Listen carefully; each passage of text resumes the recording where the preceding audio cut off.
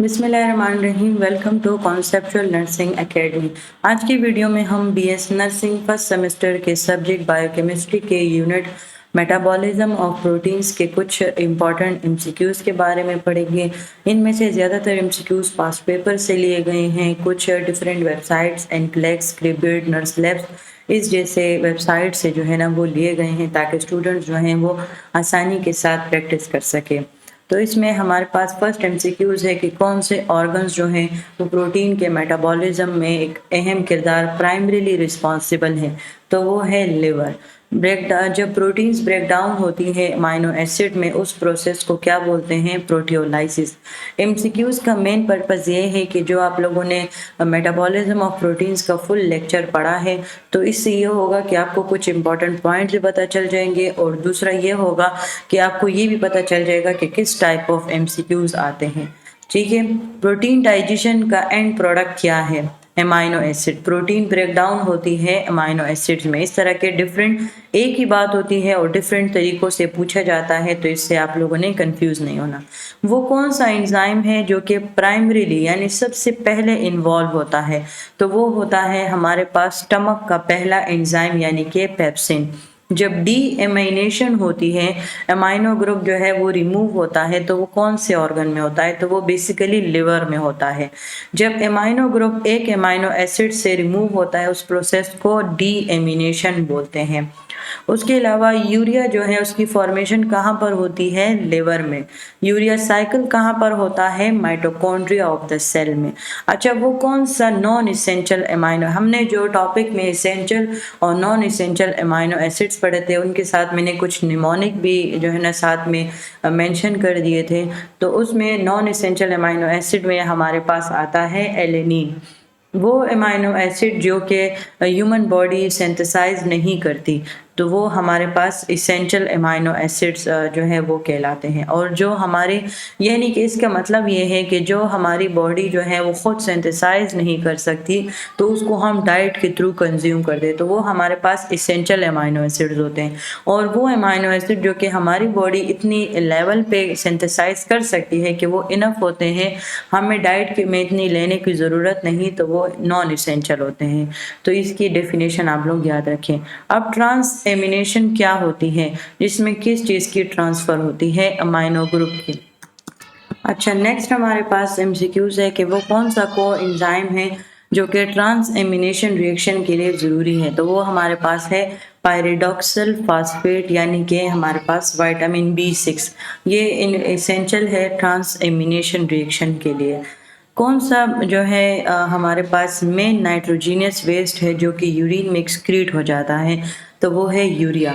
कौन सा amino acid है जो कि नाइट्रोजन का एक मेजर डोनर है यूरिया साइकिल? तो वो है हमारे पास एस्पर्टेट। अच्छा, उसके बाद हमारे पास जो एंजाइम कार्बोमाइल फास्फेट सिंथेटेज है, ये एक एंजाइम है। अब ये इन्वॉल्व हुए किस साइकिल में? यूरिया साइकिल में। कौन सी कंडीशन जो है ये, जब मेटाबॉलिज्म ऑफ फिनाइल एलेनिन, यानी कि ये हमारे पास एक अमाइनो एसिड है, बेंजीन रिंग इसमें शामिल है, 6 कार्बन रिंग होती है, 6 डबल सिंगल बॉन्ड्स होते हैं, यानी कि 3 सिंगल बॉन्ड्स होते हैं, 3 डबल बॉन्ड्स होते हैं। तो ये जो है कौन सी कंडीशन है जिसमें डिफेक्ट आ जाते हैं? तो वो बेसिकली हमारे पास फिनाइल कीटोन्यूरिया जो है वो एक ऐसा ये एक ऐसी डिजीज़ है जो कि जब इस फिनाइल एलेनिन के मेटाबॉलिज्म में डिफेक्ट आएगा तो ये काज हो जाएगी। Protein anabolism. एनाबॉलिज्म का मतलब था कि जिसमें छोटे छोटे मॉलिक्यूल्स जो हैं वो मिलकर कॉम्प्लेक्स मॉलिक्यूल्स बनाते हैं। तो ये क्या करता है? प्रोटीन की सिंथेसिस हमारे पास करता है। और प्रोटीन की कैटाबॉलिज्म, यानी कैटाबॉलिज्म हमारे पास वर्ड जो था वो कॉम्प्लेक्स मॉलिक्यूल्स, तो जिसमें वो कॉम्प्लेक्स मॉलिक्यूल्स जो हैं वो सिंपल मॉलिक्यूल्स में कन्वर्ट हो रहे थे, तो वो हमारे पास है प्रोटीन कैटाबॉलिज्म। तो वो जो प्रोटीन की कैटाबॉलिज्म है तो वो हमारे पास प्रोटीन की ब्रेकडाउन को कहते हैं। नेक्स्ट एमसीक्यूज हमारे पास है कि वो कौन सा हार्मोन है जो कि प्रोटीन सिंथेसिस को प्रमोट करता है? तो वो बेसिकली हमारे पास है इंसुलिन। स्टारवेशन में जो हमारे पास मेजर सोर्स ऑफ ग्लूकोज है तो वो क्या है? Amino acid. स्टारवेशन में ग्लूकोनियोजेनेसिस होती है। उसके बाद हमारे पास है कि जब अमाइनो एसिड की कैटाबॉलिज्म होती है, अब कैटाबॉलिज्म का मतलब ये है कि जिसमें अमाइनो एसिड की ब्रेकडाउन होगी तो उसको हम क्या कहते हैं, उसको हम डीएमिनेशन बोलते हैं। उसके बाद ग्लूकोजेनिक अमाइनो एसिड जो हैं वो किस में कन्वर्ट होते हैं, ग्लूकोज में। कौन सा अमाइनो एसिड ग्लूकोजेनिक भी है और कीटोजेनिक भी है, तो वो है टायरोसिन। कीटोजेनिक अमाइनो एसिड किस चीज़ के प्रिकर्सर्स हैं, यानी किस चीज़ की फॉर्मेशन में अहम किरदार अदा करते हैं, तो वो है कीटोन बॉडीज़। अच्छा, फैट स्टेट अमाइनो एसिड्स जो हैं कहाँ पर यूज़ होते हैं, प्रोटीन सिंथेसिस में। जब प्रोटीन डेफिशिएंट डाइट होती है तो वो इस डिजीज़ को जो है ना वो डेवलप करते हैं, तो वो बेसिकली क्वाशोरकोर डिजीज़ का नाम है, जो ये उस डिजीज़ को डेवलप करते हैं। अच्छा, कौन सा विटामिन प्रोटीन की मेटाबॉलिज्म के लिए रिक्वायर है, तो वो हमारे पास है विटामिन B6। क्रिएटिनिन जो है वो ब्रेकडाउन प्रोडक्ट है क्रिएटिनिन फॉस्फेट का। एंजाइम जो कि प्रोटीन्स की डाइजेशन करता है स्मॉल इंटेस्टाइन में, तो वो है ट्रिप्सिन। प्रोटीन इसके अलावा ये जो लाइपेज हैं और एमाइलेज ये सलाइवा में होते हैं और पेप्सिन जो है स्टमक में होते हैं, तो ट्रिप्सिन हमारे पास स्मॉल इंटेस्टाइन में होते हैं। प्रोटीन मेटाबॉलिज्म जो है वो बॉडी को क्या प्रोवाइड करती है, एनर्जी प्रोवाइड करती है। इसके अलावा कौन सा अमाइनो एसिड है जो सेरोटोनिन का प्रिकर्सर है, यानी इसके बगैर सेरोटोनिन की फॉर्मेशन नहीं हो सकती, तो वो है ट्रिप्टोफन। कौन सा अमाइनो एसिड एपिनेफ्रिन में कन्वर्ट हो सकता है, तो वो है टायरोसिन, जो कि अभी हमने पढ़ा कि ये जो टायरोसिन है ये हमारे पास ग्लूकोजेनिक भी है और कीटोजेनिक भी है, तो इस वजह से ये हमारे पास जो है फॉर्मेशन में भी जो है वो हेल्प करता है, यानी कि हमारे पास सेरोटोनिन का प्रिकर्सर एपिनेफ्रिन का प्रिकर्सर भी जो है यूज़ किया जा सकता है। नेक्स्ट एमसीक्यूज हमारे पास है कि प्राइमरी साइट, पहली साइट कौन सी होती है अमाइनो एसिड के एब्जॉर्प्शन के लिए, स्मॉल इंटेस्टाइन, जहाँ पर प्रोटीन डाइजेशन एंड होता है और वहाँ से एब्जॉर्प्शन जो है वो स्टार्ट हो जाती है। जो डाइटरी प्रोटीन होती है एक्सेस, तो वो किस चीज़ में स्टोर हो जाती है, वो मसल्स में स्टोर हो जाती है। इसके अलावा जो क्वाशोरकोर है, अभी हमने पढ़ा कि ये ऐसी डिजीज़ है जो कि प्रोटीन की डेफिशिएंसी की वजह से काज होगी। ये जो अंडर डेवलप कंट्रीज होती हैं, तो ये जो क्वाशोरकोर डिजीज़ है तो ये उन जैसी कंट्रीज़ में जो है डाइट प्रॉब्लम की वजह से ज़्यादा पाई जाती हैं। अच्छा, जो मपल सिरप यूरिन डिजीज़ है तो वो किस वजह से होती है, जब ब्रांच्ड अमाइनो एसिड्स के मेटाबॉलिज्म में डिफेक्ट आता है तो ये डिजीज़ काज होती है। बॉडी प्रोटीन को जो है ना एनर्जी के लिए यूज़ करती हैं, कब, जब फास्टिंग होती है, यानी कि जब फास्टिंग होती है उसमें ग्लूकोनियोजेनेसिस स्टिमुलेट हो जाता है जो कि अमाइनो एसिड्स को लेता है और उसको ग्लूकोज में कन्वर्ट करता है। जो नाइट्रोजन बैलेंस जो है वो हमारे पास अगर पॉजिटिव है, इट मीन्स कि जो हमारे पास इनटेक है वो ज़्यादा है एज़ कम्पेयर टू लॉस। इसके अलावा जो नाइट्रोजन जो है अमाइनो एसिड में, तो वो किस में ज़्यादा एक्सक्रीट होता है, किस फॉर्म में, तो एज अ यूरिया फॉर्म में जो है ना वो सिक्रीट होता है। इसके अलावा प्रोटीन मेटाबॉलिज्म जो है किसकी वजह से इफ़ेक्ट होगा, उसकी डेफिशिएंसी की वजह से, किसकी वजह से इफ़ेक्ट होगा, तो वो है विटामिन B6 की डेफिशिएंसी की वजह से। इसके बाद नेक्स्ट एमसीक्यूज हमारे पास है कि प्रोटीन टर्नओवर बेसिकली क्या है। ये एक ऐसा प्रोसेस होता है जिसमें प्रोटीन सिंथेसिस और उसकी ब्रेकडाउन वो कांस्टेंट होती रहती है, तो इसको हम प्रोटीन टर्नओवर बोलते हैं। हाई प्रोटीन डाइट जो है वो किस चीज़ को इंक्रीज करती है, यूरिया को। कौन सा अमाइनो एसिड है जो कि एमोनिया को डिटॉक्सिफाई करने में यूज़ किया जा सकता है, तो वो है ग्लूटामीन। ये यूरिया साइकिल जब हमने लेक्चर में पढ़ा था तो उसमें ग्लूटामीन का एक बहुत अहम किरदार हमने पढ़ा था। अच्छा, वो कौन सा ऑर्गन है जो एक्सेस अमाउंट में जो यूरिया होता है, यानी कि जो फाइनल प्रोडक्ट हमारे पास प्रोटीन की कैटाबॉलिज्म से आता है तो उसको एक्सक्रीट करता है, तो वो बेसिकली हमारे पास किडनी है। अच्छा, कौन सा फेट ऑफ कार्बन स्केलेटन है जो कि डीएमिनेशन के बाद होता है, तो वो है हमारे पास कि वो कीटोजेनेसिस या ग्लूकोनियोजेनेसिस में जो है ना वो यूज होता है। प्रोटीन एनर्जी माल न्यूट्रिशन, तो ये क्या है, ये इसमें कौन सा जो कंपोनेंट है वो इफेक्ट होता है, तो इसमें बेसिकली मसल प्रोटीन में जो है ना वो इफेक्ट होता है। जिस तरह मरासमस और क्वाशोरकोर डिजीज़ में प्रोटीन्स की डेफिशिएंसी की वजह से हमारे पास मसल जो है ना वो मसल वेस्टिंग होती है, तो बेसिकली वो मसल प्रोटीन को इफेक्ट करती है। कौन सा अमाइनो एसिड है जो इन्फेंट के लिए ज़्यादा ज़रूरी है? आर्गिनिन। हमने जब पढ़े थे तो हमने कहा था कि ये जो आर्गिनिन है ये हमारे पास जो है ना इन्फेंट में जो होते हैं वो एक अहम किरदार अदा करते हैं। तो ये बेसिकली इसेंशियल अमाइनो एसिड है इन्फेंट के लिए।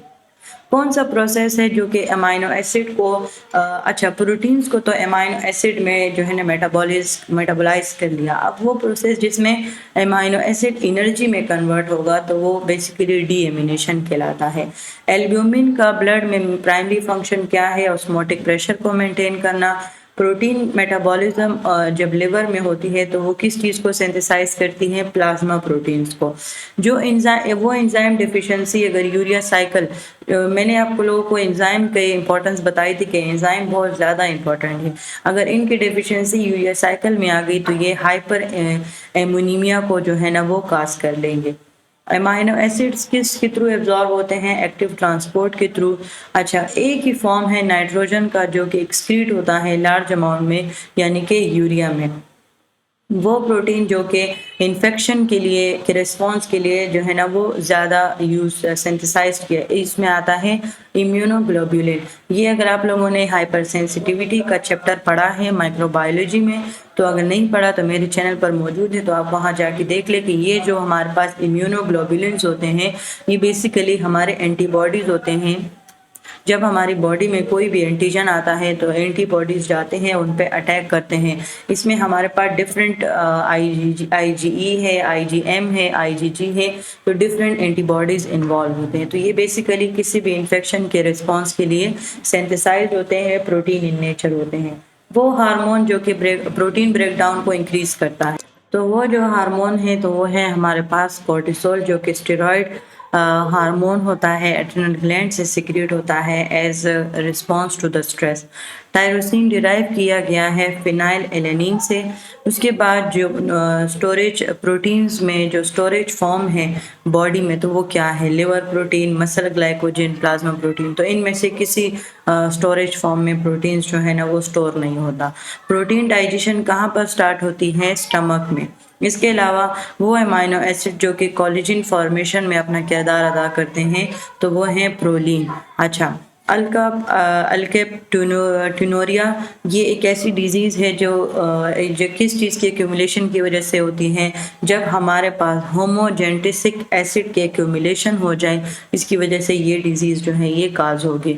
जो कार्बन स्केलेटन है अमाइनो एसिड्स का, तो वो कहाँ पर एंट्री करता है? क्रेब्स साइकिल में। जो टर्म अमाइनो एसिड पूल जो है वो हम यूज़ करते हैं तो वो किसके लिए होते हैं?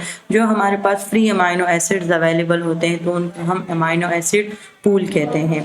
इसके अलावा वो कौन सी कंडीशन है जिसमें यूरिन में जो है एक स्वीट ऑडर यानी स्वीट स्मेल आ जाती है?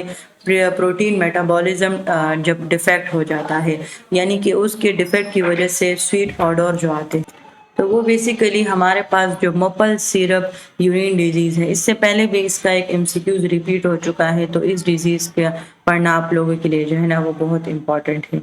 अच्छा, नेक्स्ट एमसीक्यूज है कि प्रोटीन मेटाबॉलिज्म जो है उसको कौन सा मिनरल चाहिए ज़्यादा ज़रूरत में? तो वो है जिंक। अच्छा, ग्लूटामीन का मेटाबॉलिज्म में क्या फंक्शन है? ये बेसिकली एमोनिया को ट्रांसपोर्ट करेगा। अगर इसकी डिफिशिएंसी हो जाएगी या इसके जो है इम्पेयर्ड फंक्शन होगा तो एमोनिया की एक्यूमुलेशन हो जाएगी। अच्छा, जो अमाइनो ग्रुप्स के मेजर कैरियर्स हैं लिवर की तरफ, वो क्या हैं? ज़्यादातर एलानिन होते हैं। वो कौन सा स्टेप है जो कि प्रोटीन के मेटाबॉलिज्म में इन्वॉल्व होता है ताकि एटीपी को जनरेट कर सके? तो वो है हमारे पास ऑक्सीडेशन ऑफ कार्बन स्केलेटन। अच्छा, वो कौन सा अमाइनो एसिड है जो कि नाइट्रिक ऑक्साइड सिंथेसिस में इन्वॉल्व है? तो वो है हमारे पास आर्गिनिन। इसके अलावा जो हमारे पास प्रोटीन्स में जो नाइट्रोजन होता है वो बेसिकली किस चीज़ की सिंथेसिस के लिए इम्पॉर्टेंट है? तो वो न्यूक्लियोटाइड्स की सिंथेसिस के लिए जो है ना वो इम्पॉर्टेंट है। अच्छा, वो कौन सा प्रोटीन रिलेटेड डिसऑर्डर है जो कि मेंटल रिटार्डेशन की तरफ जा सकता है अगर उसको अनट्रीटेड रखा? तो वो बेसिकली हमारे पास PKU है, यानी फिनाइल कीटोन्यूरिया। ये जो हमने डिफिशिएंसी ऑफ मेटाबॉलिज्म पढ़ा था, ये वो डिफेक्ट दोबारा रिपीट हुआ है। एमाइनो एसिड के मेटाबॉलिज्म में कौन सा बाय प्रोडक्ट जो है वो टॉक्सिक होता है सेल्स के लिए, यानी कि वो है एमोनिया। अगर एमोनिया रह गया तो ये हमारे पास टॉक्सिक होता है, इस वजह से इसको हम यूरिया में एक्सक्रीट करते हैं। और यहीं तक थी आज की वीडियो। आई होप ये आपके लोगों के लिए हेल्पफुल साबित होगी। Thank you so much for your attention.